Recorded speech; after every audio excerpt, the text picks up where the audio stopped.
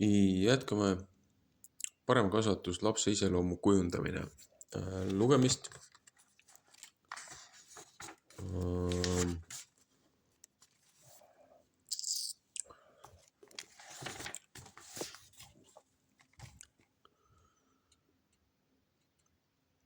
Julguse sektsiooniga sai eelmine kord loetud. Nüüd on õiglus,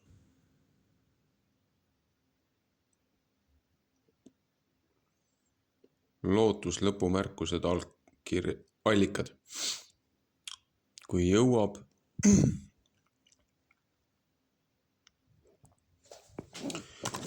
loeb täna raamatu lõpuni, kui ei, siis on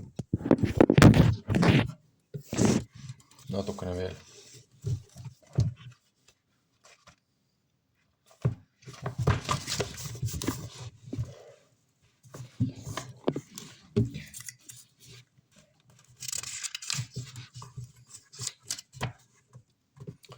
Õiglus.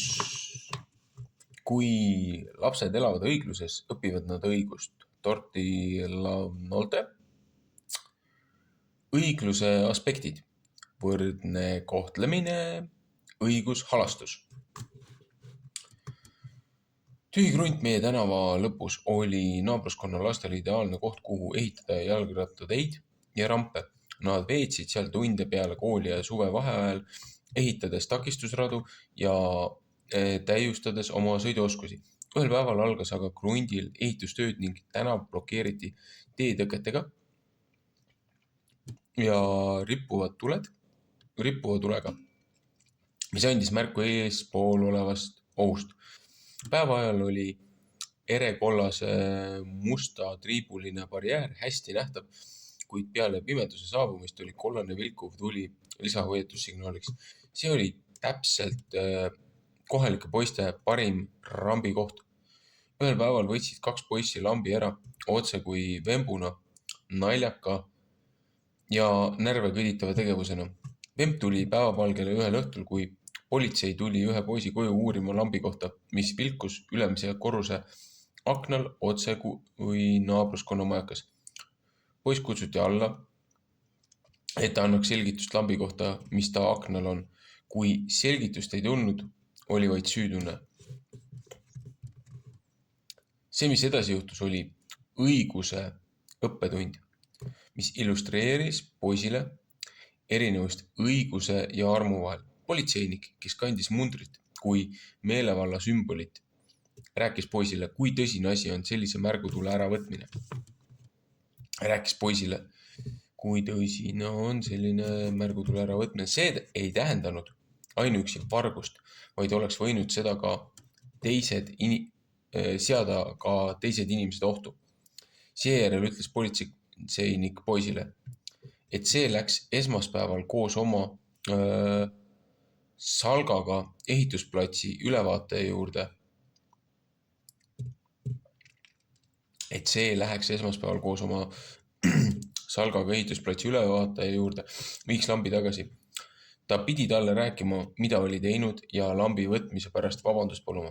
Ülevaataja pidi siis otsustama, millised on selle teo tagajärjed.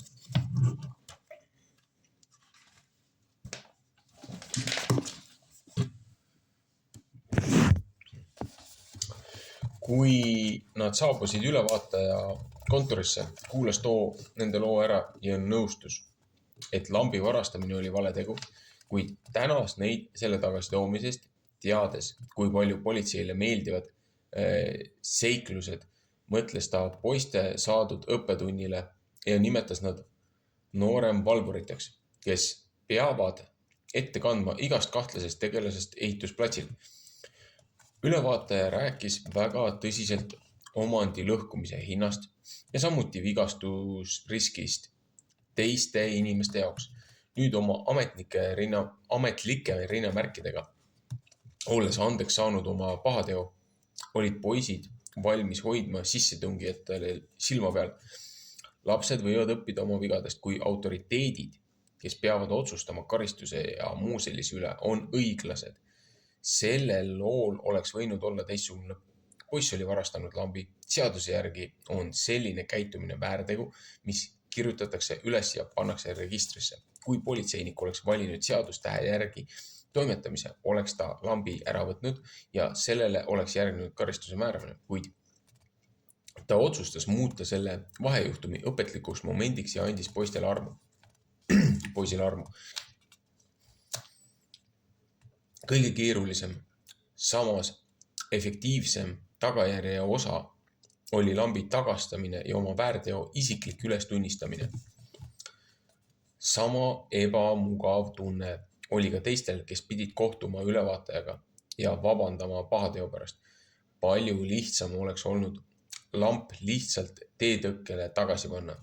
Mõelgem nende noorte õigusrikkujate hulgale, keda sellised tagajärjed ja õiglased täiskasvanud oleksid võinud ümber suunata, nii et nende elu oleks kujunenud pigem töiseks ja sisukaks kui kuritegelikuks. Olge üksteise vastu lahked, halastajad, andestage üksteisele, nii nagu ka Jumal on teile andestanud Kristuses. Kiri Efeslastele 4:32. Võrdne kohtlemine. See ei ole aus. Sellist kaebust on kuuldud igas eas inimeste suust, kui nad tajuvad, et see, kuidas nendega käitutakse, on ebaõiglane. Õiglus tähendab, et kõiki inimesi tuleks kohelda võrdselt nii kodus, koolis, kaupluses kui ka mujal avalikus ruumis. Ka valitsus peaks kohtlema kõiki võrdselt. Me tahame, et meil oleks samad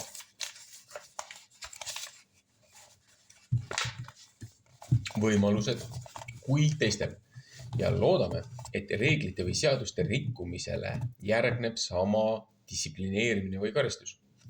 Mäletan seda frustratsiooni Venemaa lennujaamadesse saabumise järel tollist ja passi kontrollist läbiminekul peale Nõukogude Liidu lagunemist.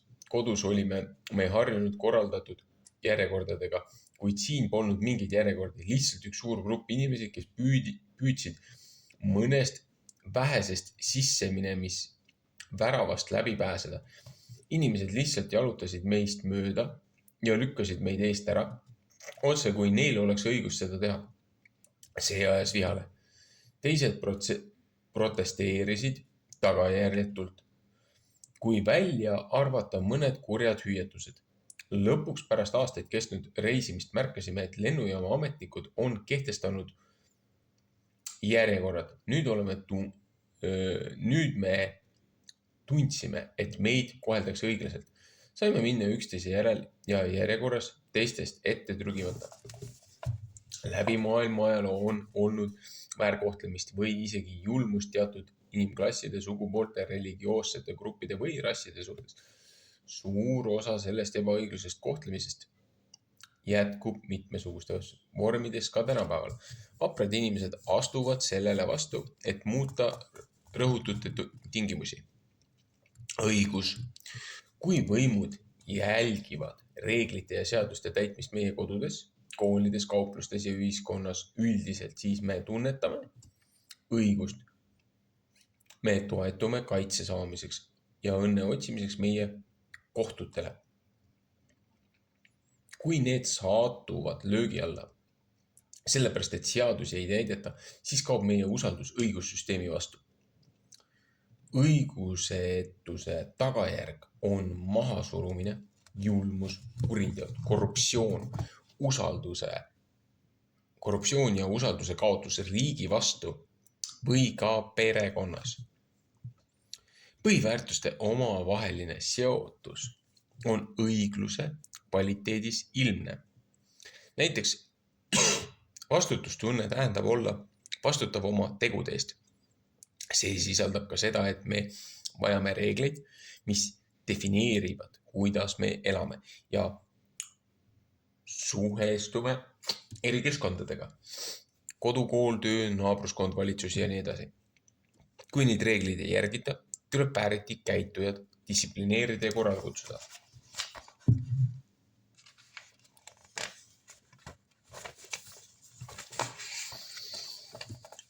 Me usaldame seadusi ja inimesi, kes vastutavad õiguse ja õigluse täidesaatmise eest.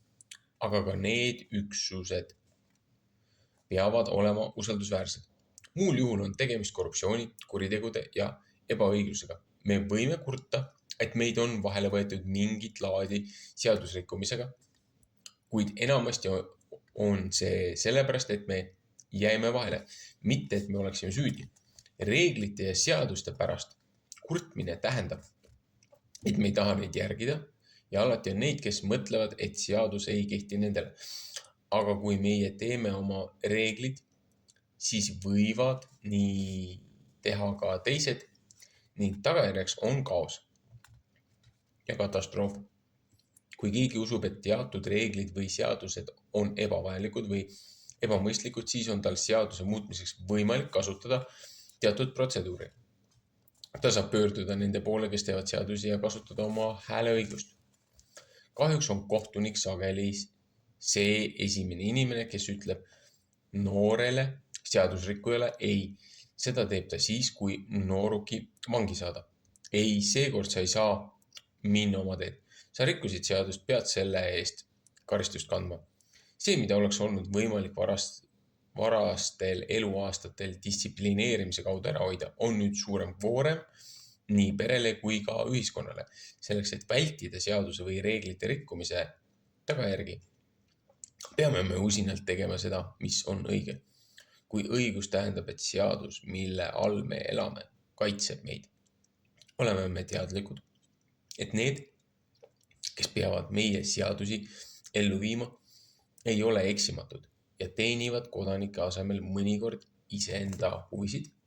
Meie ootus ja lootus, et me saame toetuda valitsussüsteemile, mille all me elame ja et see toetab inimesi nii, et neid koheldakse õiglaselt.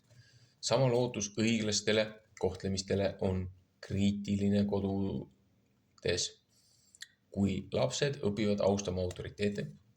Kui me uurime õigluse aspekte, mida me õpetame oma lastele, siis me võtame arvesse, et õiguse ja karistuse aegu, kui paljudel juhtumitel on halastus ja andestus parimad distsiplineerijad.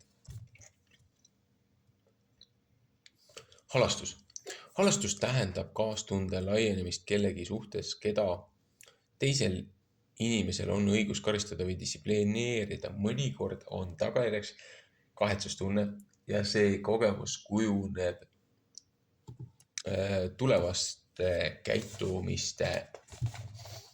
tulevase käitumise juhiseks. Laste suunamisel peavad vanemad arvesse võtma seda, et laste iseloom on alles arenguprotsessis ja seetõttu võib halastuse õppetunnil olla suurem mõju. Halastus on hea ja andestav. Ta ei pea viha ja annab teisele võimaluse. Õigluse varajane areng. Kas te olete kunagi mõelnud, miks väikesed lapsed ei näi hoolivat mängureeglitest? See on seetõttu, et õigluse kontseptsioon nõuab kõrgema mõtlemise protsesse, mis järk-järgult arenevad lapsepõlve esimese 4 aasta jooksul. Koolieas on ilmne, et kõik peavad mängima reeglite järgi või muidu on nad mängust väljas. Aju küpsemine on põnev uuring, mis informeerib vanemaid ja aitab neil paremini oma lapse käitumist mõista. Vanemad peaksid teadma, et lapse sotsiaalses ja moraalses arengus on teatud verstapostid, vanemate teadmised ja juhendamine selle perioodi vältel toetavad lapsi ning võimaldavad neil õitseda. Sageli ootavad täiskasvanud, et väikesed lapsed tegutseksid sotsiaalselt täiskasvanu mõtteviisiga, samas kui nende väikesed mõistused alles püüavad neid ümbritsevast maailmast aru saada.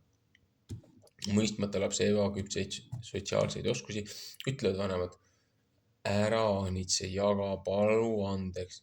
Sellised ütlused eeldavad teatud küpsustaset, mida laps ei pruugi olla veel saavutanud. Väga väikesed lapsed ei suuda haarata õigluse kontseptsiooni enne, kui nad on välja arenenud vaimse võime mõista moraalseid kriteeriume. Esimestel aastatel omandavad lapsed uskumussüsteemi, mis määrab, kuidas nad elu jooksul teistega suhtlevad. Nagu varem mainitud, suurenevad nende sotsiaalsed võimed koos kogemuste lisandumisega, nende närvisüsteemi kasvamisega. Uurijad on avastanud, et ajus on üks väike spindelrakkudest koosnev piirkond, mis erineb teistest neuronitest. Pasadenas, Californias asuva tehnoloogia instituudi teadlane Dr. John Allaman leiab. Spindelrakud ilmuvad umbes 4 kuu vanuses. Need kasvavad ning nende hulk suureneb esimese 3 eluaasta jooksul ja need aktiveeruvad, kui inimene kogeb ebaõiglust või petmist. Fakt, et nende unikaalsete rakkude areng võtab mitu päeva, selgitab, miks alla 4 aasta vanused lapsed ei suuda ausalt mänge mängida või reegleid jälgida. Jagamine. Esimese ja teise eluaasta vahel hakkab maimik arendama eneseteadlikkust ning fakti, et ta on erinev emast ja teistest inimestest. Temas tekkivad võimed lubavad tal liikuda kohtadesse, kuhu ta varem ei saanud ja kasutada keelt andmaks edasi, mida ta soovib. Ta naudib teiste laste seltskonda. Aga mõnikord võib ta soovida mänguasja või toidupala, mis on mõne teise lapse käes ja ta proovib selle ära võtta. Väga väikesed lapsed ei taha jagada, nad soovivad omada. Loomulikult, kui üks laps võtab mänguasja ära, siis teine protesteerib. Meie lapsel võib olla väga vähe või üldse mitte aimu oma tegevuse mõjust teisele lapsele, kuid ta vaatab tähelepanelikult, kui teine laps hakkab reageerima. Võimalik, et ta teeb isegi terve seeria katseid, et näha, mis juhtub. Ta tahab mängida, kuid ta lihtsalt ei mõista, kuidas jagada. Ema võib talle õrnalt öelda: Michael mängib praegu selle mänguasjaga, otsime sulle mingi teise mänguasja. Ta osutab sellele, kellel on mänguasi ja pakub välja alternatiivi. Mõnikord nõuab see õppetund lapse käest võtmist ja ta mujale viimist tähelepanu kõrvale juhtimiseks. Kui selline juhendamine kordub ikka ja jälle, on laps rahul, kui ta saab mänguasja siis, kui tema kord tuleb ja kogemusest saab toimiv mudel. Lapsed õpivad jagama, kui neil on omanditunne. Kui nad on ühe pere lapsed ja kõik mänguasjad on ühises omandis, võib laste vahel olla võitlemist ja vaenulikkust, kui keegi ei saa, mida ta tahab. Aga kui igal lapsel on oma isiklikud asjad, mänguasjad, mängud ja riided, siis võib kõigil olla omanditunne. Laps tunneb, et tal on teatud kontroll oma asjade kasutamise üle. Algul on jagamine raske, kuna soov hoida midagi enda juures on nii tugev, kui väikese julgustusega valida, milline mänguasi anda teisele lapsele, tunneb laps, et tal on ikkagi kontroll olukorra üle. Bobby sooviks mängida ühe sinu autoga, millise sa annaksid tema kätte mängida, punase või musta? Olen näinud sellist suhtlust väga sageli. Esialgu laps ehk kõhkleb minuti, kuid siis annab ta mänguasja teisele.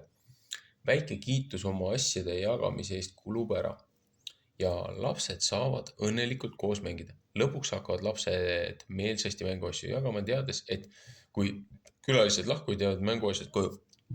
Sellised sotsiaalsed kogemused ehitavad väärtuslikke suhtlemisoskusi. Oma järjekorra ootamine.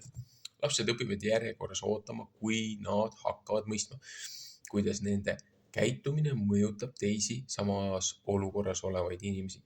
Kaasahaarav ja on vaadata sellist uurimuslikku sotsiaalset mängu, kus üks laps hoiab enda valduses suuremat osa klotsidest, teine aga püüab võtta mõnda klotsi ja neist midagi ehitada. Järsku paneb esimene laps ühe klotsi virna peale ja jälgib oma mängukaaslase reaktsiooni.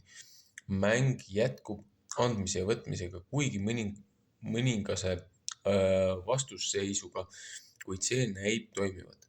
On tehtud uus avastus. Me saame käia kordamööda. Oma korra ootamine on üks verstapost lapse arengus ja samm edasi. Sotsiaalses teadlikkuses sageli võtavad vanemad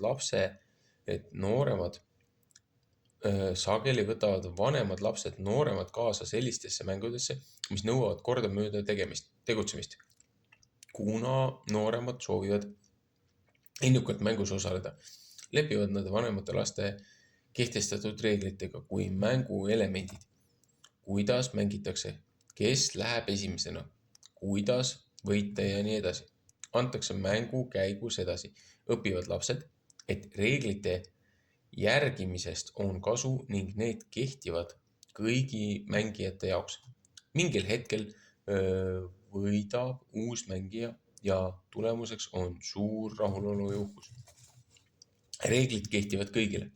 Kooliealised lapsed avaldavad häälekalt oma tundeid, kui nad tunnetavad ebaõiglust.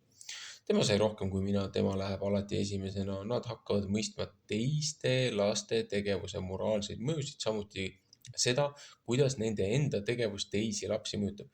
Tugev usk õigusesse ja vastastikusesse kirjeldab nende mõtlemist sellel perioodil. Konkreetsus, must ja valge, reeglid ilma eranditeta, nad tunnevad, et kõike tuleb arvestada võrdselt, kui nad kõik soovivad suurimat jäätisetuld, tahavad olla päeva korrapidajaks või saada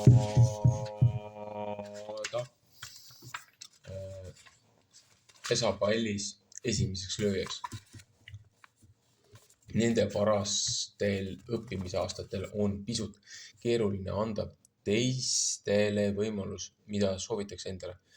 Kui vanemad ja õpetajad neid juhivad, kasutades võimalusi olla õigluse eeskujuks, võivad lapsed jäljendada nende iseloomu. Kui aga keegi mängijatest teeb sohki, tuntakse suur ebaõiglust ja lapsed tunnevad end rünnatuna. Nad ei suuda enam sohitegijat usaldada. See pole aus, sa tegid sohki. Kooliealistele lastele on oluline proovida ise lahendada erimeelsusi mängus, toetada ausat mängu ja väljendada tundeid selle kohta, kuidas neid koheldi. Samal ajal ootavad nad, et autoriteedid, vanemad või õpetajad toetaks reeglite järgimist ega laseks kellelegi neist mööda hiilida. Tegelikult sõltub nende turvatunne teadmisest, et nende vanemad või õpetajad toetavad neid. Lapsed on sellel arenguperioodil teravalt teadlikud täiskasvanutest, kes eelistavad teatud lapsi või annavad neile eelisõigusi. Seetõttu on oluline, et meie laste eeskujud oleksid nende kohtlemises järjepidevalt õiglased.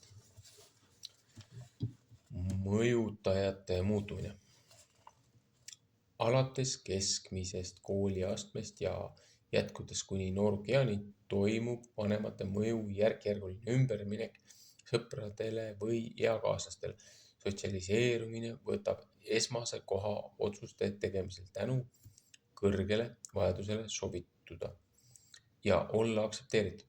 Lapsed püüavad leida oma identiteeti, kes nad on ja mis on nende elu eesmärk ning joondavad end teatud ideoloogia suundade või nende otsimise järgi tulevikus. Teismelised ja noored täiskasvanud seovad end erinevate gruppidega, et väljendada oma ebaõiglustunnet ja nad võivad tegutseda vastavalt oma veendumustele. Nemad on need, kes kõnelevad poliitilistel koosolekutel, kes organiseerivad humanitaarprojekte vaeste elutingimuste parandamiseks, jagavad toitu kodututele ning arutlevad häirivatel ja mõistust proovile panevatel teemadel. Olles saanud rohkem elukogemusi, märkavad teismelised silmakirjalikkust ja teisi negatiivseid iseloomujooni. Teismelistele tundub, et nende vanemad ja õpetajad ei ole alati õiglased. Nende sõbrad reedavad neid või säilitavad välja poolehoidu populaarsemate sõprade suhtes. Neile tundub, et elu ei ole õiglane. Nad peavad sorteerima.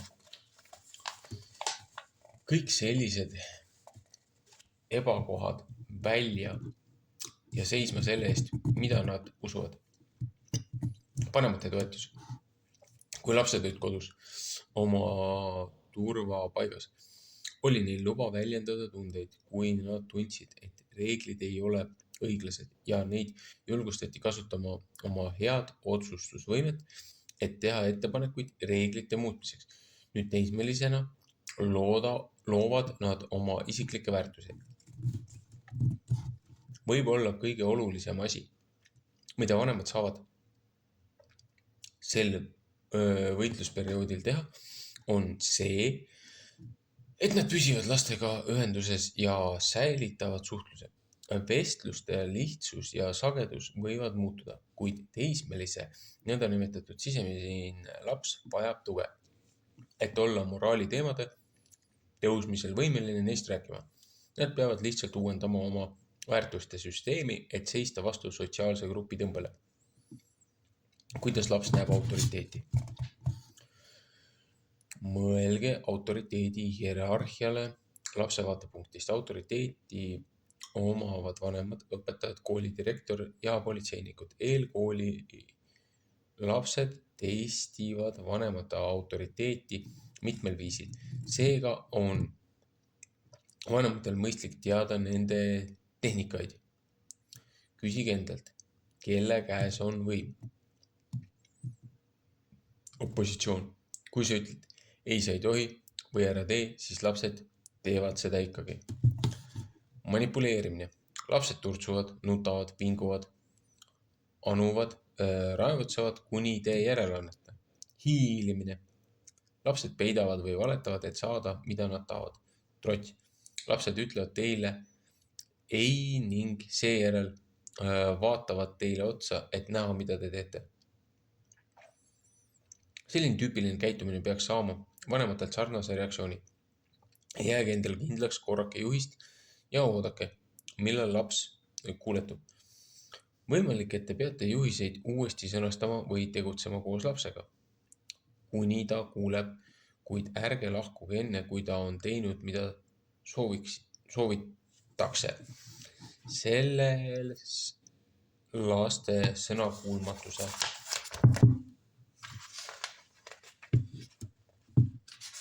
faasis otsib laps õiget käitumisviisi. Teie reaktsioon laste autoriteedi mõistmise vormistamisel on kriitilise tähtsusega. Kui te olete järjekindel ja käsu andmisel endas kindel, mõistab eelkooliajaline laps, et teie sõnad ja teod käivad kokku. Pidage meeles, et te õpetate last tema tuleviku jaoks, nõudes enda kehtestatud reeglite täitmist. Kui laps kasvab suureks, mõeldes, ma ei pea reegleid järgima. Võin teha, mida tahan. Võin teha, mida ma tahan. Kohtab ta ilmselt kedagi, kes nõuab seaduse täitmist. Juhised õigluse treenimiseks. Esiteks, lubage lastel väljendada ebaõigluse tundeid. Lapsed ootavad, et kõik järgiksid mängureegleid ja kui nad kogevad ebaõiglust, on neil vaja oma tunnete väljenduseks võimalust. Selle asemel, et jätta kaebused tähelepanuta, saavad vanemad oma lapsi aidata, kuulates neid tähelepanelikult ja kannatlikult. Seejärel saate suunata nad uurima, mida oleks saanud teha teisiti. Need vestlused on suunatud õigusele ja annavad lastele ideid, kuidas tulevikus olukordi lahendada.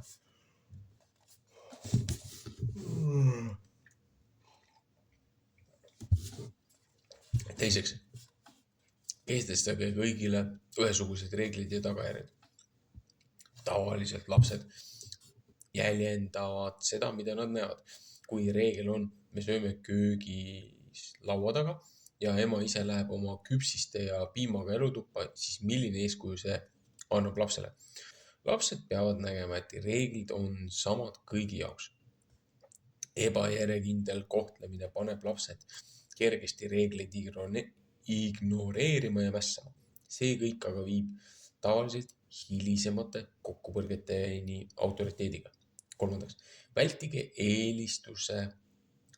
eelistuste välja näitamist. Kodudes võitlevad perekonnad sageli õdede-vendade vahelise rivaliteediga. Lapsed võitlevad mänguasjade, toidu, koduste tööde, eesõiguste ja oma vanemate tähelepanu pärast. Lähem vaade sellisele käitumisele näitab, et selle juured on sageli tajutud eelistatuses. Veetke aega iga lapsega oma pead eemal kodust ja teistest lastest, nii et nad saaksid kogeda teie armastust ja tunnustust. Kuulake nende ideid ja unistusi ning laske neil rääkida mõnest ülekohtusest juhtumist, millega nad on kokku puutunud. Sellised rääkimisajad peaksid jätkuma ka Norgias, kui laste vaated muutuvad enesekesksest teiste peale mõtlemiseks. Neljandaks, muutke igapäevaelu õpetlikuks hetkeks. Näidake lastele igapäevaelus nähtavaid reegleid, millest lapsed oleks võimelised aru saama. Heaks näiteks reeglitest on liiklusmärgid ja valgusfoorid, mida vanemad saavad oma lastele õpetada. Jalakäijate foorid aitavad meil mõista, millal on ohutu tänavat ületada. Me seisame toidukauplust või kinokassas järjekorras, et osta toitu või kinopileteid. Paljudes ühiskondlikes tualettides on pildid kätest kraani all ja juures on silt. Kõik töötajad peavad enne kööki naasmist käsi pesema. Pöörake tähelepanu avalikele märkidele ning sellele, kuidas inimesed neid ühiskondlikke reegleid järgivad, et tagada enda ja teiste ohutus. Viiendaks, kehtestage lihtsad reeglid. On üllatav, kui vähestel peredel on tegelikult reeglid, kui vähest vesteldakse lastega reeglitest ja tegude tagajärgedest. Lapsed peavad teadma oma piire alates 3 aasta vanusest. Imikud ja maimikud imiteerivad tavaliselt oma vanemate käitumist ja vajavad lihtsalt suunamist. Üks lihtne juhis eelkooliealiste laste reeglite kehtestamiseks on põhimõte: ära tee kahju. Montessori kooli klassides on lihtne reegel: ole hea kõigi inimeste vastu ja õrn kõigi asjadega. Seda võib interpreteerida ka nii. Me ei löö käega ega jalaga, ei nimeta midagi inetute sõnadega ega ei räägi taga, ei kiusa teisi, ei löö tooli jalaga, ei rebi pabereid katki, ei murra pliiatseid pooleks, ei kirjuta mööbli peale. Kui lapsed teavad, et on seatud piirid, mida teised ei saa ületada, et neile haiget teha ja mida ka nemad ei saa ületada, et ennast ohustada, siis annab see neile julgeolekutunde. Kuuendaks, õpetage lastele interaktiivseid mänge, et harjuda ausalt mängimist. Eelkooliealised lapsed armastavad koos mängida, joosta, naerda ja üksteist taga ajada. Õpetage lastele lihtsaid õuemänge nagu peitus, lipujaht, haned ja luiged, järgijuhti ja palju muud. Lastele meeldivad mängud, kus juhid on selgeks õpetanud reeglid, millest mängida soovija peab kinni pidama.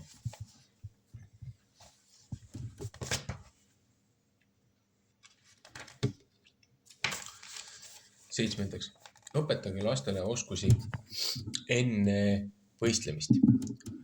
Nagu varem mainitud, alla 4-aastastel lastel ei ole veel piisavalt võimeid, et mõista enamikku avalikkuses või koolides mängitavatest spordimängude reeglitest. Väikelapsed vajavad aega ja praktikat, et arendada välja selliseid füüsilisi oskusi, mis nõuavad koordinatsiooni, tasakaalu, jõudu ja vaimseid võimeid, et õppida ja mõista võistlusspordi reegleid.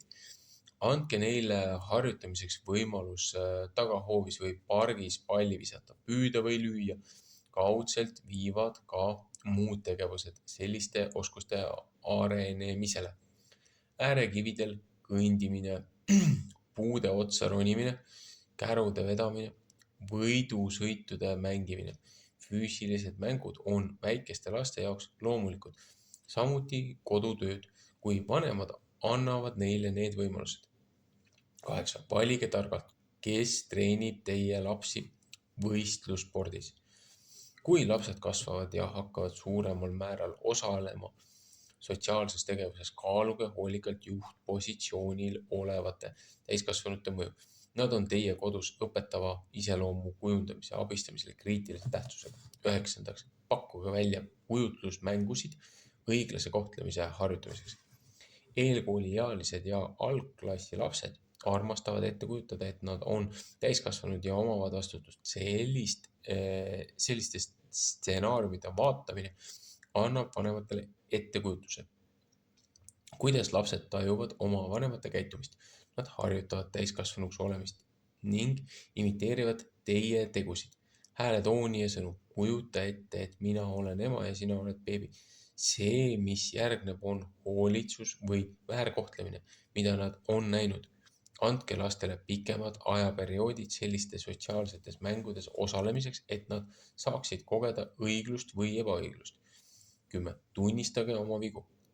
Oma ajad on ajad, mil vanemad ja õpetajad teevad vigu ning süüdistavad lapsi milleski, mida nad ei ole teinud. On oluline, et vanemad tunnistavad oma vigu ja vabandavad, nii et lapsed näevad ebaõiglust saab lahendada.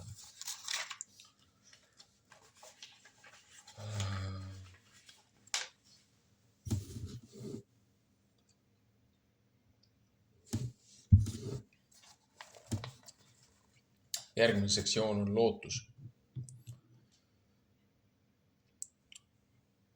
Usk on loodetava tõelisus, nähtamatute asjade tõendus.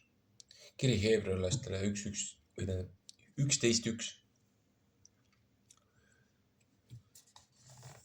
Iseloom loob lootuse. Kõigil inimestel on mingil ajal vajadus anda see maailm üle kõrgemale olendile, lohutajale, kes saab teha seda, milleks pole võimelised ei inimesed, programmid ega valitsused. Väga sageli sattume oma elu madalseisus silmitsi reaalsusega, et inimlikult ei ole võimalik muuta midagi, mis on lootusetult valesti. Need on usutunnid. Ajad, mil me peame ammutama oma vaimsest pangast, et rahuldada kõiki muid inimlikke vajadusi. See on meie usk, mis annab meile lootuse millekski paremaks. Vastasel juhul satuks me meeleheitesse. Isiklikult otsime me oma olemasolu tähendust ja elu eesmärki. Me maadleme erinevate filosoofiatega, et saada teada, mis muudab inimesed õnnelikuks. Inimestena ei ole me saanud siia ilma sündides midagi kaasa ja me lahkume siit samuti midagi kaasa võtmata. Me ei saa kaasa võtta midagi oma elutööst, vähemalt mitte midagi, mida saaksime käes kanda. Vaata kogujate raamat 5.14-15. Mõeldes sellele reaalsusele on meie usk ja lootus meie olemuse kõige olulisemad osad, mida me peaksime arendama. Kui meil on võime loota, siis on meie võimas sisemine mina varustatud katsumusteks, pettumusteks ja eluraskusteks ootusega, et ees on ootamas midagi paremat. Me ootame innukalt seda, mida me ei saa praegu selgelt näha. Tänu meie usule, esmalt usule Jumalasse, kes on meid teinud ja armastab meid, seejärel iseendasse ja neisse, kes meist hoolivad. Kui me oleme kogenud kannatusi ja raskusi ning jäänud siiski püsima, siis meie iseloom kasvab ja seejärel loob lootuse.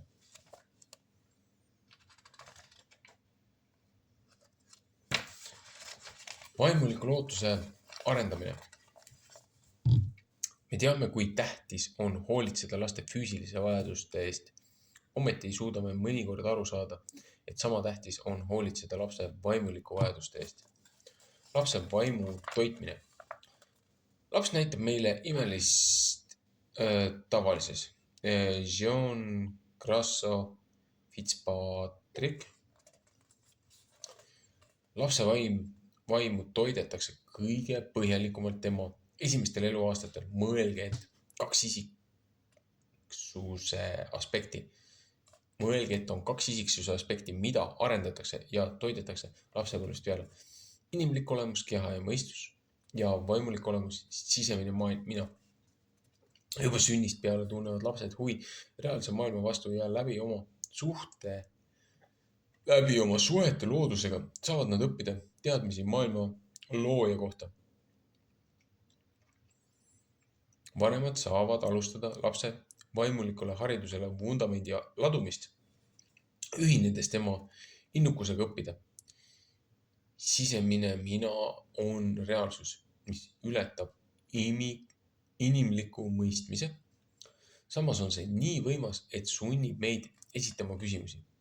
Juba imikueast saati on inimesel uurimisinstinkt. See on energia, liikumine ja otsimine. Kui meeldiv on näha last, kes on nii süvenenud oma tegevuses ja eluteadlikkuses. Selle tundliku perioodi jooksul on lapse elus olevatele täiskasvanutele antud ülesanne kaitsta habrast sisemist last ajal, mil ta areneb enesekindlaks ja lootusrikkaks täiskasvanuks. Meie ülesanne vaimulike toitjatena muutub kergemaks, kui me mõistame, et me ei pea sisendama lapsesse vaimulikkust, vaid me peame vaid kaitsma seda maha trampimise eest ja toitma selle loomuliku kasvu. Ailne Wolf. Alina Wolf. Rajades loomulikus maailmas leiduva rahu, tänulikkuse, rõõmu ja imestuse vundamendi, saavad vanemad hakata toitma lapse vaimu.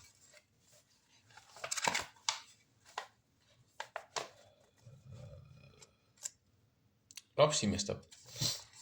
Igas vanuses lapsed vajavad kiirustamata aega, et juurida seda maailma, milles nad elavad. Kui laps hakkab roomama, on tal imeline huvi pisikeste asjade vastu, millest suuremat osa täiskasvanud isegi ei märka. Seal on nööri, juppe, karvapalle, väikseid rohuliblesid, putukaid, kivikesi või lihtsalt augukesi, mis püüavad nende tähelepanu.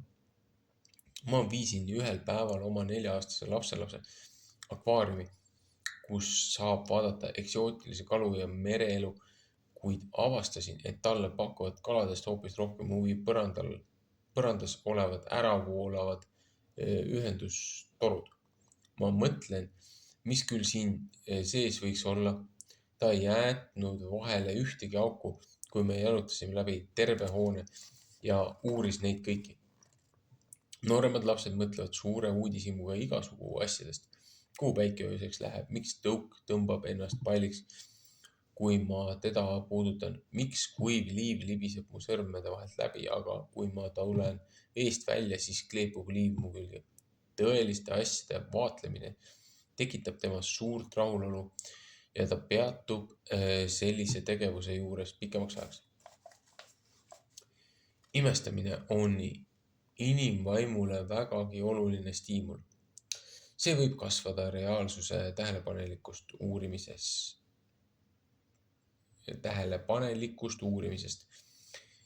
Imestamise õpe on korrelatsioonis õppega, mis aitab meil alati minna sügavamale reaalsusesse.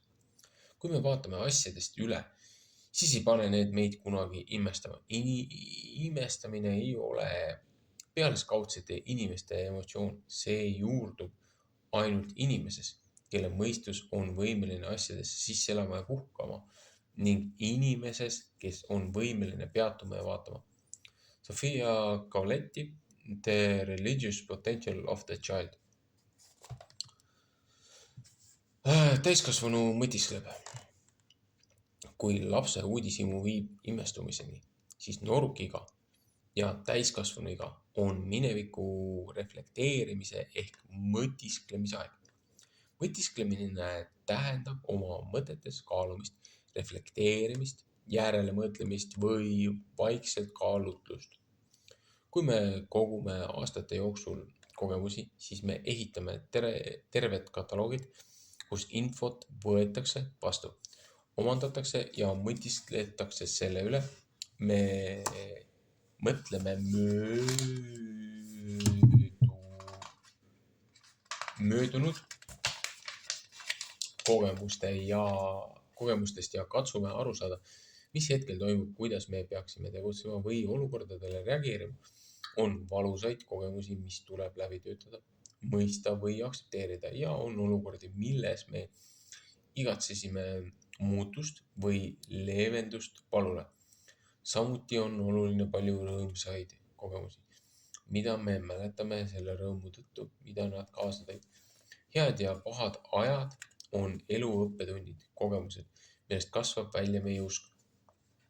Kui me kasvasime üles, siis me õppisime nendest kogemustest visadust, julgust ja vastutust.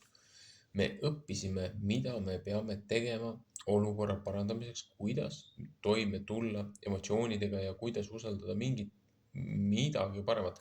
On olnud elu ja surma, tervise ja haiguse, rõõmu, mure, pettumuse ja autasude, jõukuse ja raskuste, aktsepteerimise ja eemale tõukamise kogemusi. Kogemus ehitab üles sisemise jõu ja usu, et kui me oleme kannatlikud ja usaldavad, siis olud paranevad.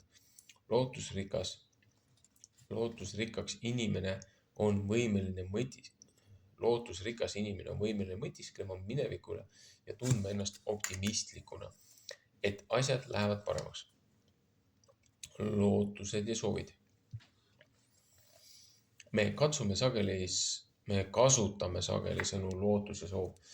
Sama tähenduslikuna seetõttu mõtleme, kuidas need erinevad meie lootuse arendamise uurimuses. Soov tuleneb üldjuhul igasugusest millegi järele, mis valmistab naudingut. Soov tuleneb üldjuhul igatsusest millegi järele, mis valmistab naudingut, kuid see ei pruugi ilmtingimata täituda. Näiteks lapsed soovivad olla superkangelased nagu ämblikmees, kes hüppab oma niidiga maelt maele ja kleepub seinte külge. Või siis võivad nad soovida, et saaksid ise kogu magustoidu ära süüa. Nad võivad soovida, et ei peaks minema kooli või harjutama klaverit, kuna nad parema meelega läheksid õue mängima. Täiskasvanud soovivad olla rikkad või omada kalleid autosid, maju või ilusaid riideid. Nad soovivad, et nad saaksid reisida ümber maailma ja nautida pingevaba elu. Mõni soovib, et neil oleks sama sale figuur kui teismelise aastail. Lootus on palju sügavam tunne. See on igatsus millegi järele, mis parandaks kellegi olukorda ja vajadus ebamugavuse või kurbuse leevendamiseks.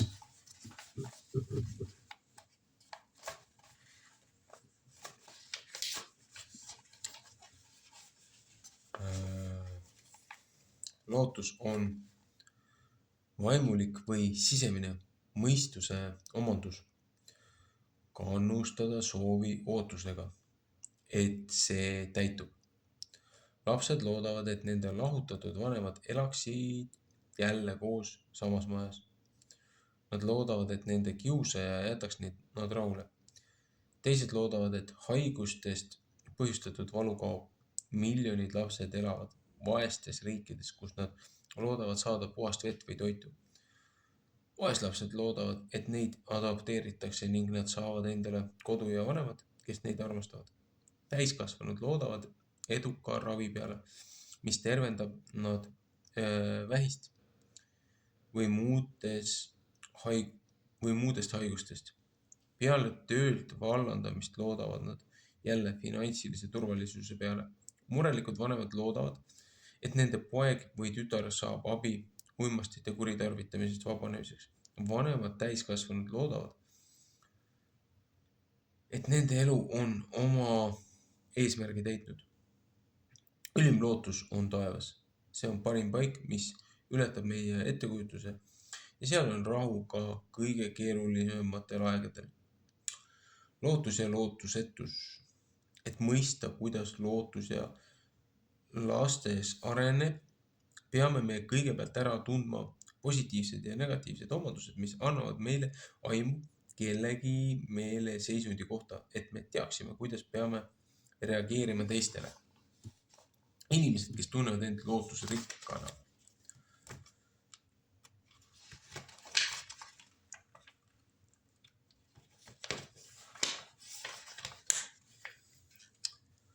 Omavad positiivset elusuhtumist, on rahulikud, ei muretse, on uudishimulikud, omavad aukartust elu ees, on töökad, omavad eesmärki, näevad huumorit ei eriolukordades või sündmustes. Me võime vastandada need iseloomujooned kellegagi, kel on vähe lootust või see puudub üldse ning märgata mõlemal füüsilisi ja emotsionaalseid mõjusid.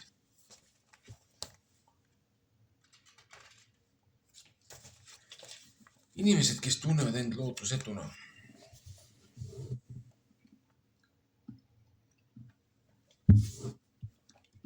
On masendunud, on vihased, on ilma ambitsioonideta, on enesetapukalduvustega, on sellised, kes annavad kergesti alla, ei ole motiveeritud, muretsevad, ei oma aukartust teiste inimeste või asjade ees, on eesmärgita, on kehva välimusega, ei oska näha olukordades või sündmustes huumorit. Meeleheide on lootusetus. Meeleheide või lootusetus võib viia ennast hävitava käitumiseni ja sõltuvusteni, kui depressiooniga ei tegeleta. Isegi väikesed lapsed võivad sattuda depressiooni või vajada abi oma tunnete mõistmiseks ja väljendamiseks. Vanemad tunnevad oma lapsi hästi ja võivad pelgalt silma vaatamise peale öelda, millal nad on haiged, ärritunud, rahul või erutunud. Meid on loodud olema rõõmu ja täis armastust. Kuid me peame olema ka teadlikud haavadest, mida lapsed ja täiskasvanud saavad väärkohtlemise, hoolimatuse või mahajätmise tõttu. Hoolitsevad sugulased või sõbrad võivad sekkuda, et leida abi kellelegi, kes on meeleheitel, kui nad oskavad selle tundemärke ära tunda. Kuna paljud meist kogesid katkiolekut kaua enne seda, kui me hakkasime mingeid aineid tarvitama, on täiesti selge, et ükskõik millise sõltuvuse taga on sageli palju valu ja haavata saamisi. Tom Hill, Greenleaf Center. Kuidas me saame aidata sõpra või sugulast, kui nad tunduvad olevat lootusetud? Kui me tunneme sõpra või sugulast hästi, siis me tunneme ära isegi väiksema muudatuse nende käitumises ning muudame murelikuks, kui see jätkub ning muutume. Kui me tunneme sõpra või sugulast hästi, siis me tunneme ära isegi väiksema muudatuse nende käitumises ning muutume murelikuks, kui see jätkub. Rääkige oma lähedastega nende käitumisest ja andke neile teada, et tahate neid aidata. Füüsiline kontakt teise inimesega ja kaastunne on depressioonis olevale inimesele suureks tervendavaks jõuks. Kuulake nende lugu ja reflekteerige nende tundeid nii, et nad näeks, et keegi mõistab nende olukorda. Me ei pruugi olla võimelised teise inimese probleemi lahendama. Kuid kui on kedagi, kes tegelikult hoolib, siis võib see anda aluse professionaalse nõustamise otsimise protsessile. Mõnikord ei pruugi meie sõbrad isegi mõista oma meeleheidet ega olla võimelised ära abi küsima. Teatud aegadel on sekkumine vajalik ja muredest tuleb rääkida kellelegi teisele, täiskasvanule, keda saab uskuda. Täiskasvanu, keda saab usaldada. Teismelised on sageli vastamisi selliste oskustega, kui keegi, kellest nad hoolivad, satub ohtlikusse sõltuvusse narkootikumidest, alkoholist, tubakast või lodevast käitumisest. Nad võivad tunda, et kellelegi rääkimine võib olla nende sõbra usalduse reetmine ja lõpetada sõpruse. Siiski on parem see, kui sõber saab vajaliku abi depressioonist üle saamiseks. Võimalik, et sõprus kaotamise hinnaga, selle asemel, et lasta tal jätkata enesehävituslikul teel. Väikesed lapsed ei tea, kuidas oma tundeid väljendada, kui nendega midagi juhtub. Nad võivad tõmbuda eemale või muutuda agressiivseks sõltuvalt lapsest või kogemusest. Seetõttu on tähtis märgata püsivat ebatavalist käitumist ja leida võimalusi lapsega rääkimiseks. Sageli tunnevad lapsed ennast mugavamalt, kui nad saavad oma kogemused mänguasjadega läbi mängida või oma tundeid joonistada. Professionaalsed nõustajad leiavad, et selline mänguteraapia on lastele ja teismelistele maha surutud tunnetest ja depressioonist ning muudest emotsionaalsetest häiretest ülesaamiseks väga efektiivne. Lootuse kasvatamine lastes. Katsuge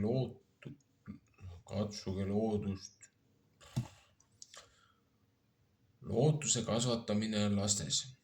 Kasutage loodust klassiruumina. Kui seondub loodusõpe looduse omamisega.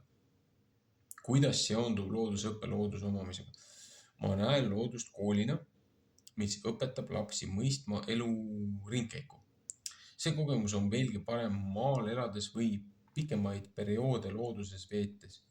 Vanemad saavad reageerida laste vaimsusele looduses ja jagades lapse avastatud lihtsate huvitavate asjade imestusrõõmu.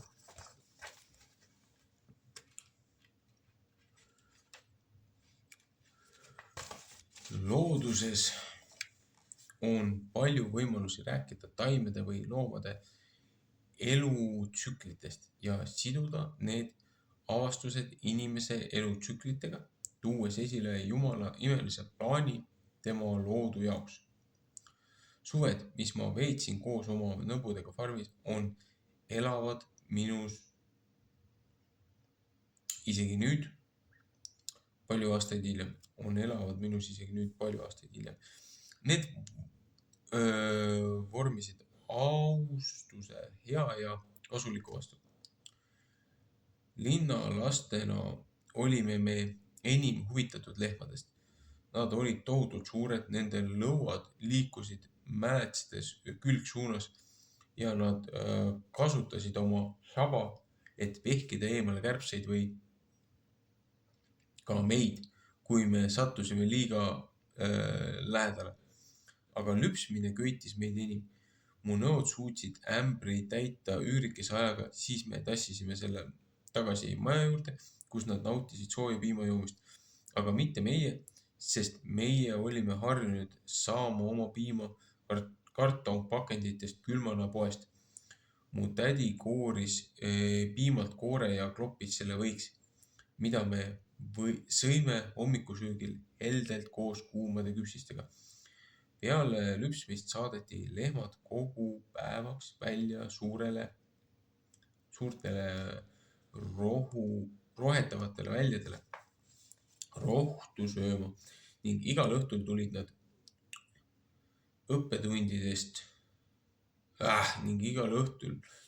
ühel ja samal ajal lauta tagasi. Lehmadest Lehmade rutiinne elu oli vaid üks õppetundidest, mida me õppisime inimeste ja loomade vastastikuse sõltuvuse kohta.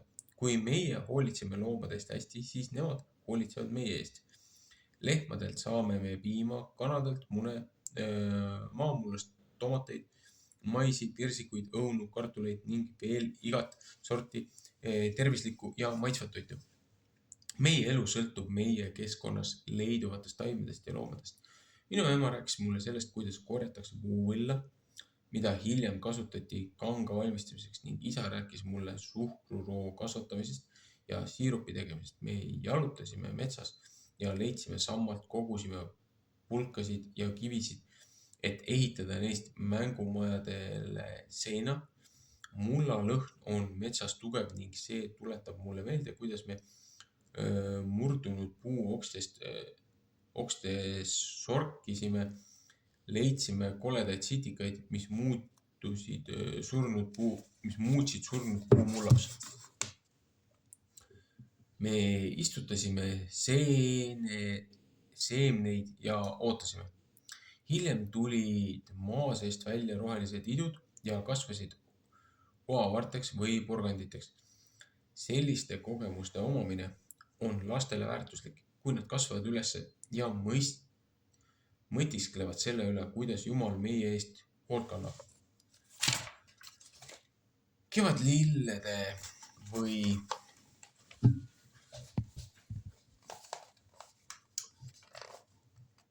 liblikate või surmajärgse elu ootamine on teadmine, et iga asja jaoks on plaan.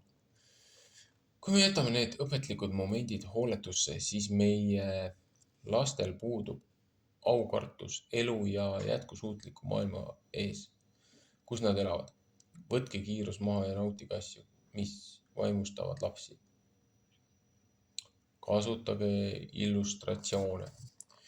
Küsimused on heaks alguskohaks, kust edasi saab lastega rääkida, kuidas Jumal töötab meie eludes, juhtides meid, kui meie vajame abi, kaitstes meid, kui meie oleme hädaohus ja armastades meid tingimusteta. Piiblilood võivad olla seotud kogemustega, mis lastel igapäevaelus ette tulevad ja need võivad pakkuda imelisi eluõppetunde.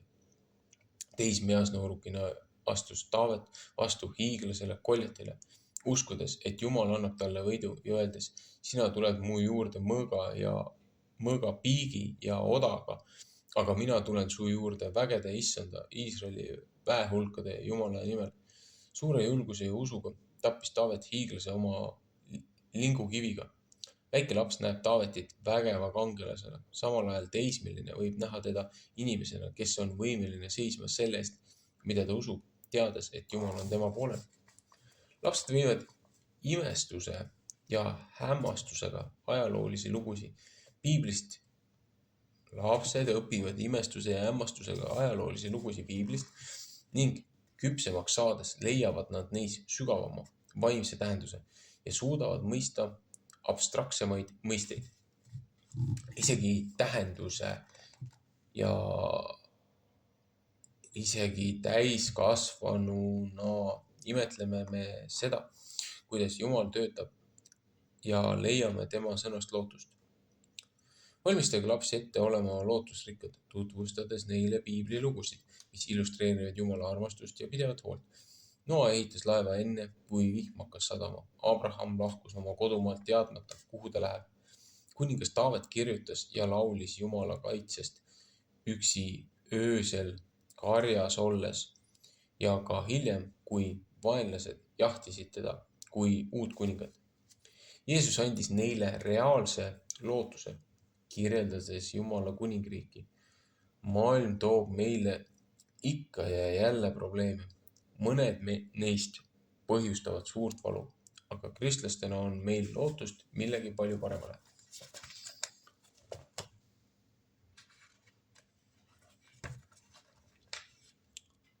Olge lootuse eeskujuks. Vanemad saavad õpetada lapsi olema kannatlikud, usaldavad ja tänulikud.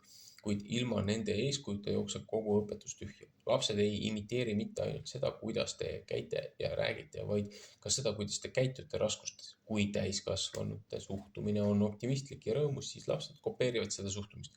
On hämmastav, kui kiiresti maimiku meeleseisund võib muutuda lihtsalt modelleerides soovitud tunnet või käitumist. Püüdke eriti vanemate laste ja teismeliste puhul olla katsumuste ilmnemisel omas usus väljendusrikkam.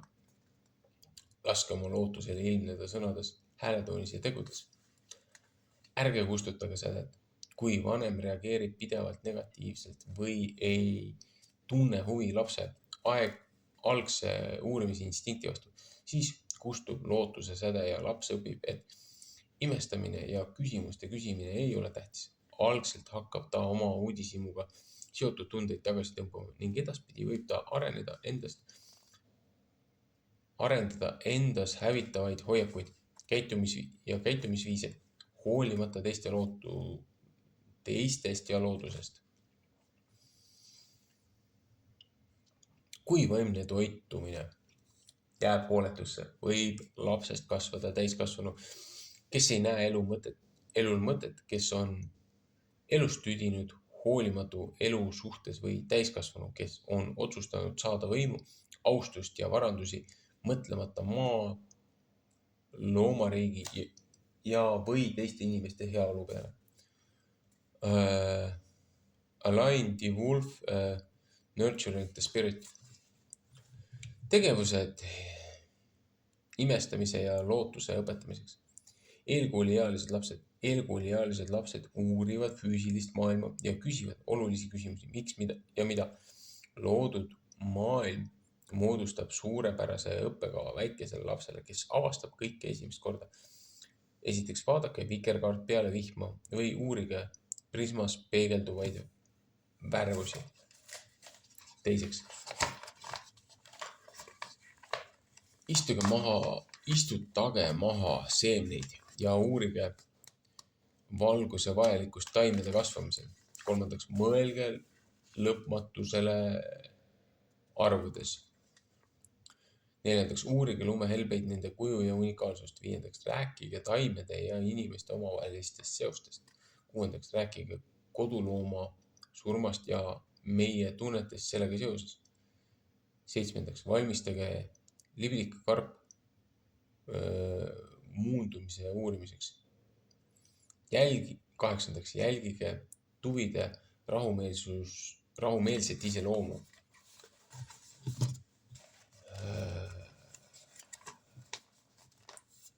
Kooliealised lapsed. Kooliealised lapsed armastavad inimese ja looduse vahelist seost. Nad küsivad olulisi küsimusi, kuidas ja kus ja millal. Nad tahavad midagi teha, kaevata, kasta, segada asju omavahel kokku ja vaadata, mis juhtub. Nad teevad seda värvidega, et avastada, mis juhtub, kui 2 või rohkem värvi segatakse kokku. Katse-eksitusmeetodil avastavad nad, millised 2 värvi annavad soovitud tulemuse. Samuti seda, et kui vett on liiga palju, siis on värvid kahvatud.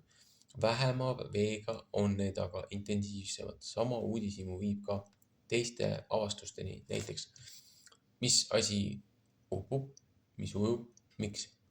Milline erinevus on eri kivide vahel? Miks? Mis põhjustab taimede elutsükli? Seemnest taimeks, lilleks, puuviljaks? Kuidas toimub vee ringkäik? Järved või ookeanid? Aurustumine, pilved, sademed? Vanemate austus ja imetlus looduse vastu on suurim õppetund, mis lastel võib olla. Maria Montessori Cosmic Plan, kosmiline plaan, annab lapsele kõikehõlmava tunde universumist koos selle miljardite galaktikatega. Selle järel keskendub see meie galaktikale, linnudele ja meie väikesele süsteemile, planeedile Maa ja selle geoloogilisele ajaloole, kõigile taime- ja loomaliikide ning lõpuks inimestele.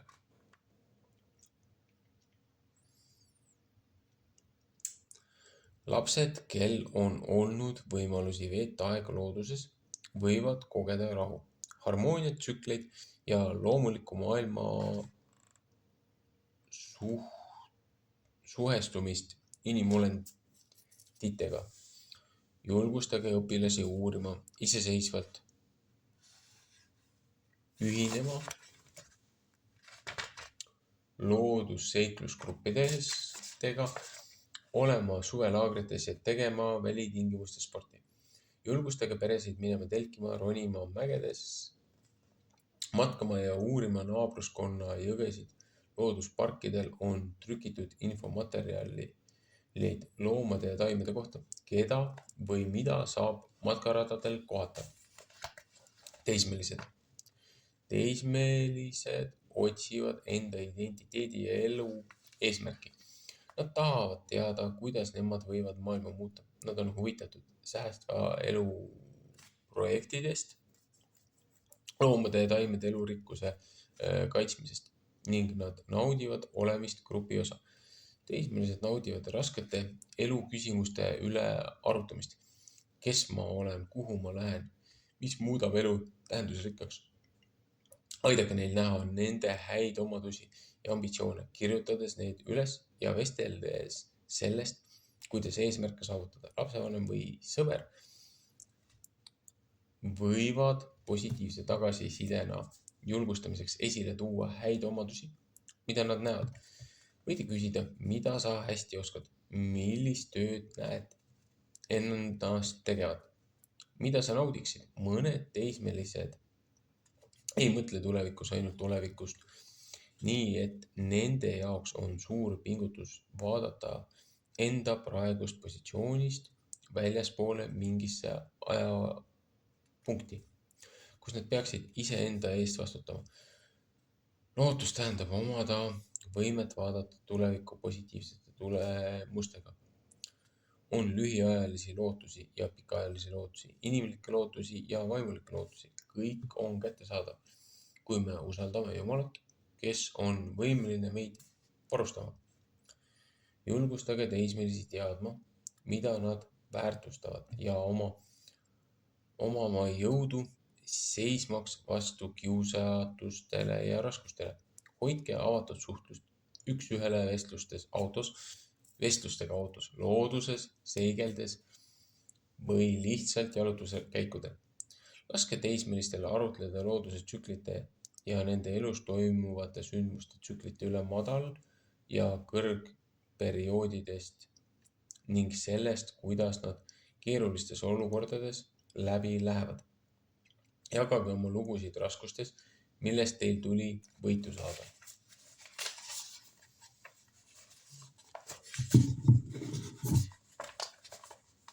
Aidake teismelistel valida täiskasvanu, keda nad saavad usaldada, et rääkida raskustest, mis neil ette tulevad ja rõõmsatest sündmustest, mida nad tahavad jagada. Leidke keegi, kes on hooliv, mõistev, vanaema, mõne muu sugulase või hea peresõbra omamine annab teismelisele mõnikord teistsuguse vaatepunkti olukordadele. Samuti on õnnistuseks, kui neil on teised, keda nad armastavad, et rõõmustada, kui nendega juhtuvad head asjad. Otsige projekte, mis parandaks kellegi teise elukvaliteeti, nagu meeskonnaga maja ehitamine, vabatahtlik töö looduskaitsealadel, laste kogukondlikes programmides osalemine või koduste eakate külastamine. Lootus, mille ehitab üles iseloom. Me teame nüüd, et laps õpib usaldama esimese eluaasta jooksul, kui ta tunneb, et keegi temast sügavalt hoolib. Sooja, turvalise ja armastava sideme olemasolu annab lapsele vabaduse uurida, kasvada ja õppida. Armastavad vanemad pakuvad oma kasvavatele lastele õigeks eluks tugeva vundamendi katsete ja eksituste, pisarate ja naeru, distsiplineerimise ja auhindade kaudu. Kui iseloomujooned vormivad vähehaaval noorte täiskasvanu, muutub vanemate roll mentori omaks. Igale vaevalisele sammule vastatakse vanemate välja sirutatud käega, mis juhivad neid sõltumatuse, enesekindluse ja lootuse poole. Milliseid plaane nad teevad? Sest mina tunnen mõtteid, mis ma teie pärast mõlgutan, ütleb issand, et need on rahu, aga mitte õnnetuse mõtted, et anda teile tulevikku ja lootust, siis te hüüate mind appi ja tulete ning palute mind ja mina kuulen teid ja teie otsite mind ja leiate minu, kui te nõuate mind kõigest oma südamest. Ja ma lasen teil mind leida, ütleb issand, ja ma pööran teie vangipõlve ning kogun teid kõigi rahvaste seast ja kõigist paigust, kuhu ma teid olen tõuganud, ütleb issand, ja toon teid tagasi paika, kus ma lasksin teid vangi viia. Jeremaia 29, 11, 14. Jeremiia.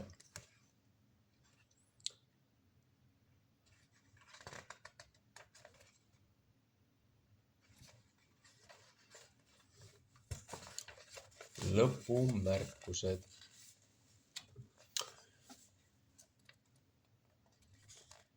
Küsimust korratakse, kuidas te vastate? Millised võiksid teie lapsed olla tulevikus, kui nad on täiskasvanud ja kannavad iseenda eest hoolt? Kas nad on õnnelikud, kas nende töö pakub neile rahuldust, kas teavad, kuidas olla hea abikaasa, ema või isa, mis tüüpi inimesed nad on? Kas nad austavad neid, keda nad armastavad ja kellega koos töötavad? Kas nad vastutavad oma tegude eest ega süüdista kedagi teist? Kas nad on ausad kõiges, mida nad ütlevad ja teevad? Kas nad on ausameelsed inimesed, keda saab usaldada? Kas neil on julgus seista selle eest, mis on õige? Kas nad on õiglased, osutades õiglust siis, kui on vaja ja andes armu siis, kui on vaja? Kas nende iseloom on selline, mis annab lootust? Sõltumata sellest, kui vanad on teie lapsed praegu, kas nad on beebid või teismelised või võib juhtuda imelisi asju, kui häid põhimõtteid rakendatakse armastusega. Ei ole olemas täiuslikke vanemaid, nii nagu ei ole ka täiuslikke lapsi, kuid on täiuslik Jumal, kes on plaaninud perekonnad olema õnnelikud. Oma seminaridel pealkirjaga lapse iseloom oleme märganud muutusi isegi üliõpilastes. Me oleme näinud nende rõõmu, õppides, kuidas olla head õpetajad ja vanemad oma iseloomu tõttu. Alustage sealt, kus te olete, iseendast ja head asjad võivad juhtuda. Praktiseerige hea iseloomuga inimeseks olemist laste ees koos oma sõprade, sugulaste ja töökaaslastega, keskkonnas, kus te teete sisseoste ja kohtades, kus te lahutate meelt. Uusi harjumusi on võimalik õppida pühendudes, eriti kui te teate, et see toob kasu teie lastele. Kogu selle kirjutise jooksul olen rõhutanud, kui tähtis on hakata varakult last õpetama. Alati on lootust nendel, kes armastavad oma lapsi ja kes otsivad elu loojalt juhendamist, et neid õpetada.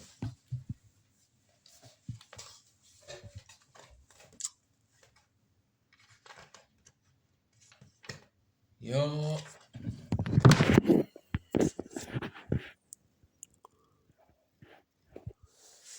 see on lõpumärkused.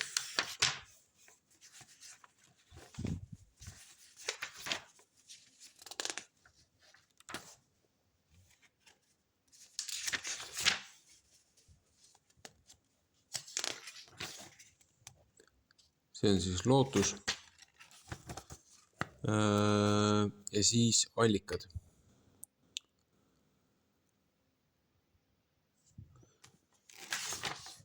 Ja siis katsun nad üles ka lugeda.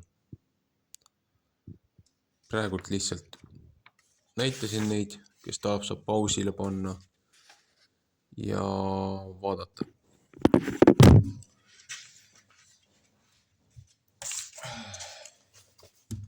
Allikad. Aristotel, De Nicomanches Ethis, translated with notes by Harris Rackham, Staffordshire, Wordsworth Edition Limited 1996, eesti keeles Aristoteles, Nikomaatsose eetika, tõlkinud ja kommenteerinud Anne-Lill Ilmamaa 2007.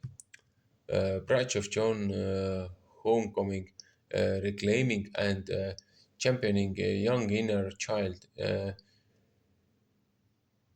NY, Bantman Books 1990, Bronfenbrenner, Uri, Two Worlds of Childhood,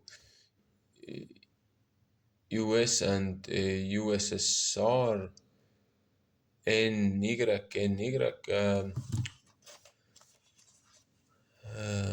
Russell Sage Foundation 1970, Bronfenbrenner, Uri, The Ecology of Human Development, Cambridge, Harvard University Press 1979, Buchanan, Andrea L.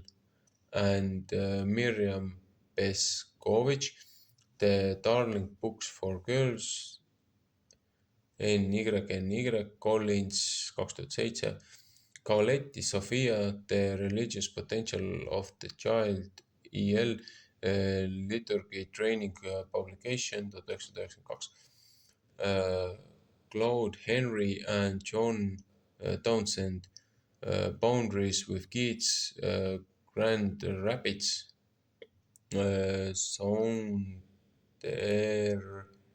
Sondervan Publishing House 1998, DePalo, Tommy, Now One Foot, Now the Other, NY, Chibi Putnamas Sons 1981, Gladwell, Malcolm Outliers, NY, peaks siis New York olema.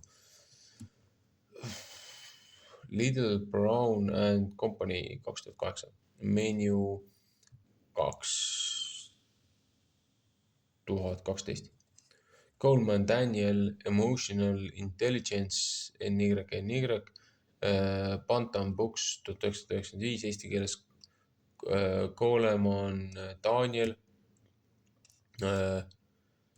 Emotsionaalne intelligentsus, väike vanker 1995. Greenleaf, Robert K. Choosing Life with a Purpose, booklet 12 Indiana, The Greenleaf Center for Servant Leadership 2006, Kurian Michael, The Wonder of Boys, NY, Putnam Books 1996, Kurian Michael, The Wonder of Girls, New York, Simon and Schuster Inc. 2002, Healy, Jane M. Endangered Minds, New York, Simon and Schuster 1990, Healy and Jane M. Young Child's Growing Mind, New York, Doubleday 1987.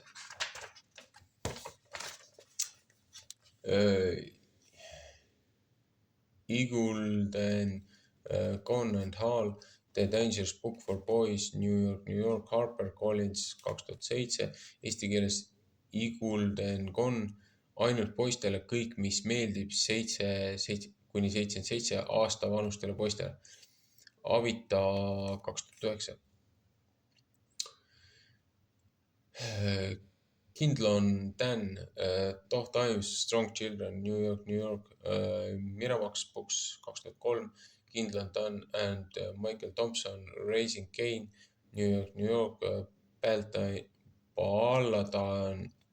Palatine Books 1999, eesti keeles. Kindle on Dan, kaini kasvatamine, poiste hingeelu kaitsmine. Koge 2003. Lewis C.S. The Abolition of Man, New York, New York. Macmillan Publishing Co.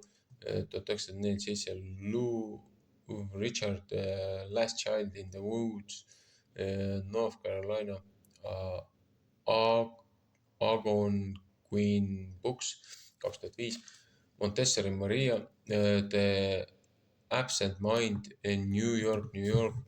Holt, Reinhardt and Winston 1967. Montessori Maria, The Discovery of the Child, New York, New York.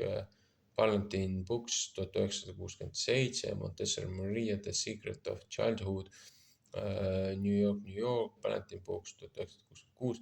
Newberg, Andrew and Mark Robert Waldman, Why We Believe What We Believe, New York, New York. Free Press 2006. Nolte Doherty, Law and Rachel Harris, Children Learn What They Live, New York, New York. Workman Publishing 1998. Piaget John, Stages of Cognitive Development, Tolstoy Leo, Where Love Is, There God Is Also, Westwood, New York, New Jersey, Fleming H. Revell Company, Tolstoi Lev, Kus on armastus, seal on ka Jumal, Revell 1905. Walsh David, N.O. Why Kids of All Ages Need to Hear It and Why Parents Can Say It, New York, New York. Free Press, Simon and Solcher Inc. 2007. Wolf, Alain D. Nurturing Nurturing the Spirits, Holidays for B.A. Parent Child Press 1996. See raamat on Eastern European Missioni tasuta kingitus, mis sai teoks tänu paljude usklike annetustele üle maailma. Raamat pole mõeldud müügiks. www.euroope.org. Ja siis on kõige raskem osa. Keel, mida ma üldse ei oska lugeda.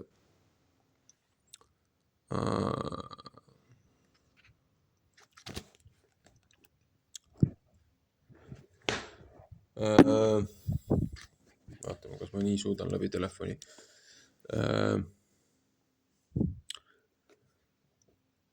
Kurspar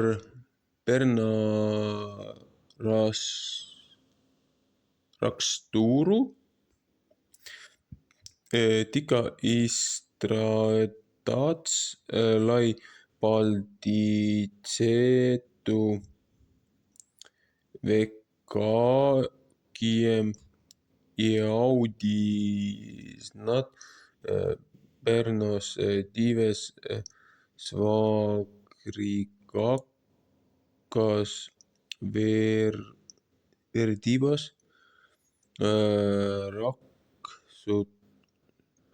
Rakstura,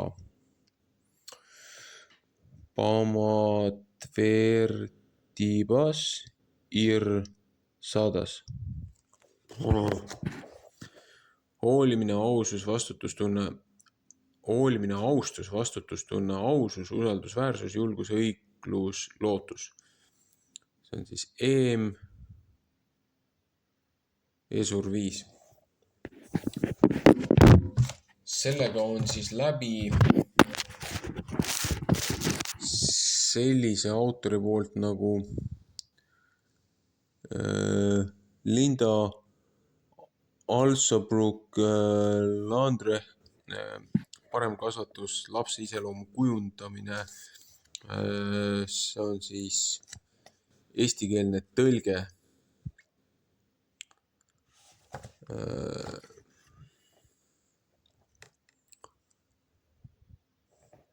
2021.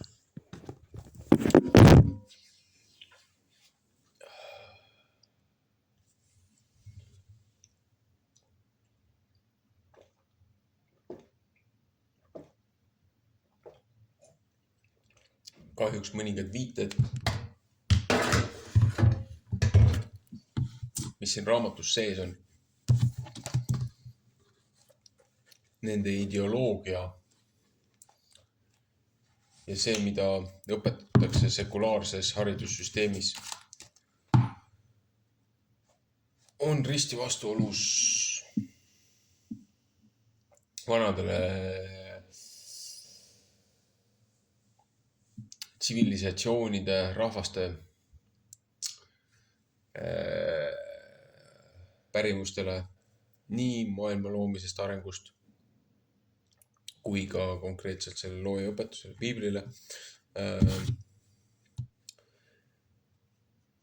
Kahjuks see kosmoloogia idee, mille üle me vaidleme ja jageleme,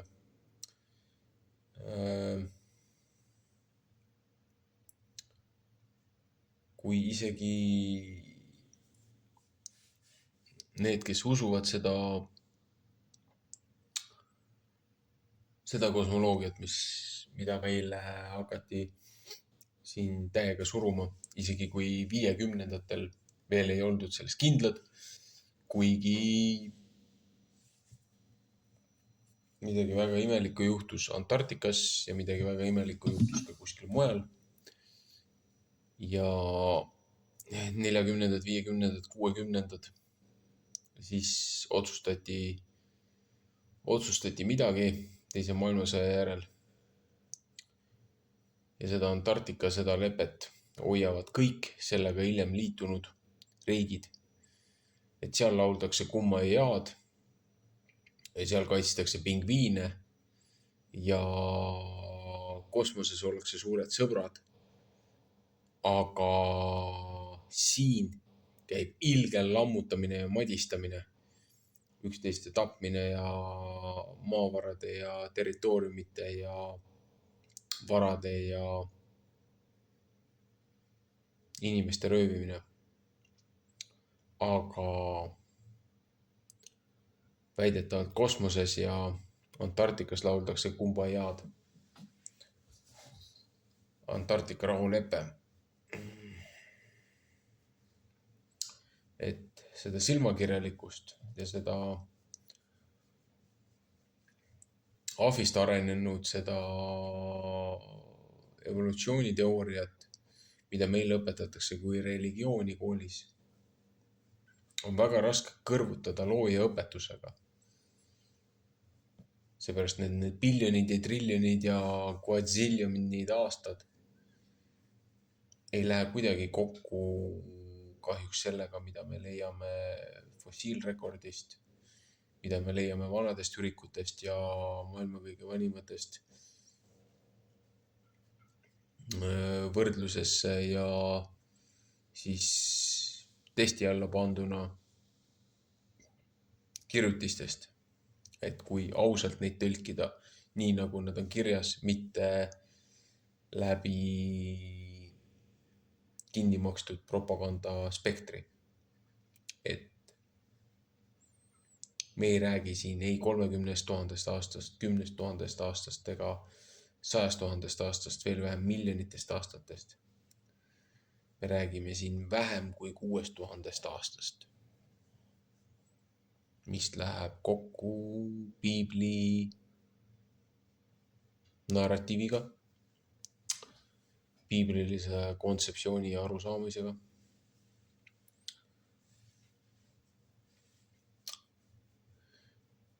mis ka ühtlasi on risti vastuolus kahjuks või õnneks heliotsentristliku kosmoloogiaga.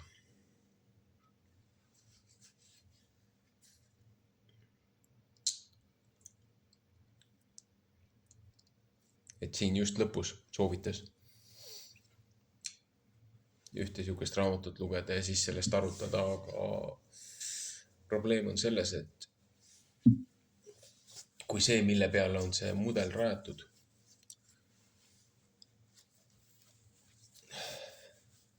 on risti vastuolus sellega, mida looja õpetab loomingust ja muudest asjadest, siis me oleme tõsise valiku ees, et kas piibel on meie moraalseks kompassiks või see sekulaarne okultistidest, kõrgetest satanistidest läbi imbunud erinevad filosoofiad ja projektid ja asjad, et siin tuleb teha väga tähtis valik. See tähtis valik, kuidas ennast kasvatada, kuidas oma järglasi kasvatada. Siin ei saa olla mitme tule vahel. Seepärast, et igasuguse valikuga kaasnevad tagajärjed ja valikud, vastutus, tagajärjed.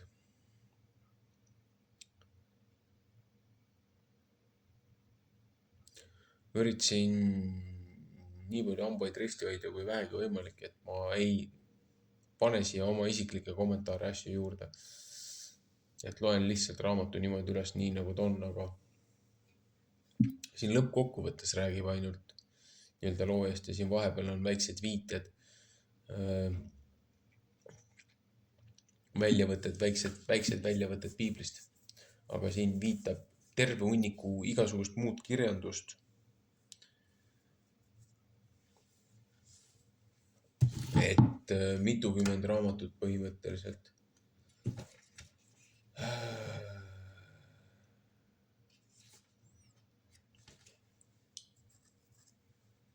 Eks need kõik on omamoodi huvitavad ja vajalikud, aga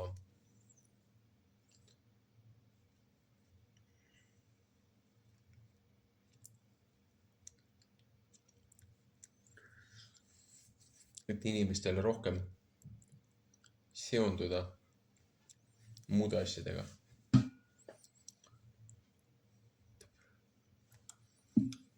Aga piiblis on ka väga palju häid näiteid.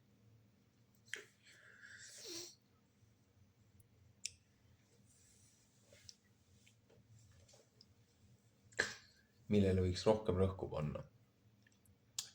Seepärast, et iga kord, kui ühiskond alla käib, on selleks mõningad eeltingimused. Võetakse välja, kuidas seda nimetatakse siis, püha au. Võetakse välja piibel haridussüsteemist ja 10 käsku. Ühiskonna tugipost, telginael ja moraalne alustala. Et kui piibel ja 10 käsku võetakse välja nii koolist, haridussüsteemist, õigussüsteemist kui kohtutest, siis see ühiskond käib väga varsti alla. Ja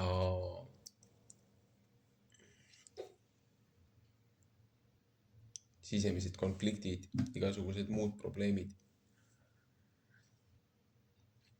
Kõige valusamalt kannatavad selle all lapsed. Ja katkistest peredest, katkisest keskkonnast üles kasvanud lapsed on katki. ja see tsükkel on nagu nõiaring. Nii kaua, kuni tõsiselt padu kaetsetakse ja pöördutakse looja poole ja looja saadab oma hingamise ja oma vaimu ja kasvatab üles järgmise generatsiooni.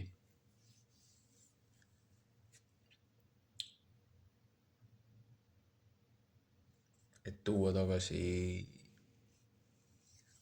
õigluste ja õigete alustalade, moraalide ja printsiipide juurde. Me oleme selles pöördepunktis, seepärast et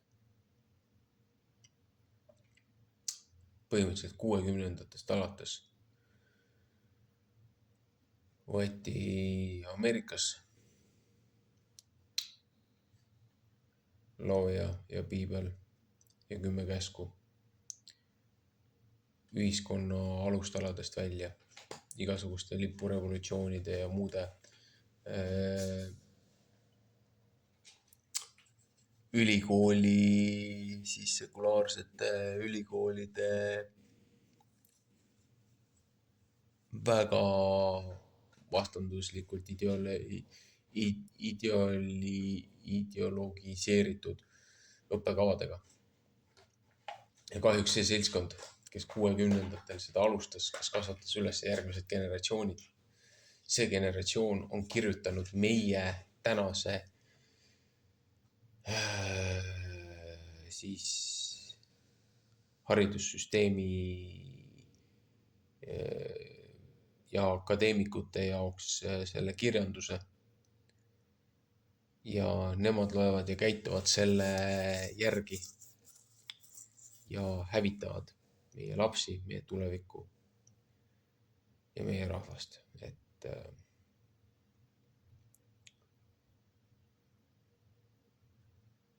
sellele tuleb piir panna, see lollus tuleb ära lõpetada. Aga see kõik on vaba tahte valik. Ja kui seda ei tehta, siis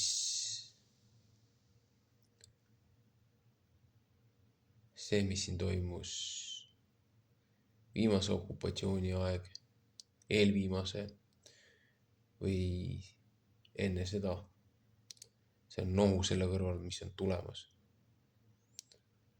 Nii et palun võtke tõsiselt. See ei ole naljaasi. Ärge kartke seda, kes on võimeline hävitama ainult keha, vaid pidage lugu sellest, kes on võimeline ka hävitama su hinge. Ehk siis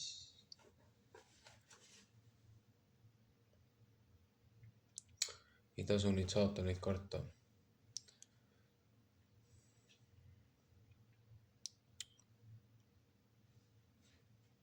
Pigem loojast lugu pidada.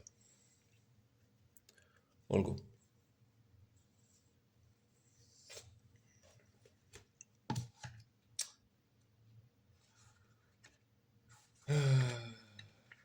Sellega on see raamat läbi ja eks teised raamatud, mis on pooleli pandud ja ootel, tuleb nendega edasi minna.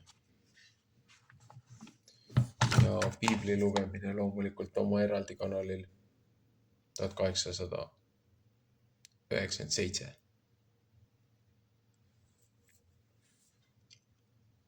Selle lugemisega ja õpetusnädalate portsjonitega ikka ja jälle liigume edasi.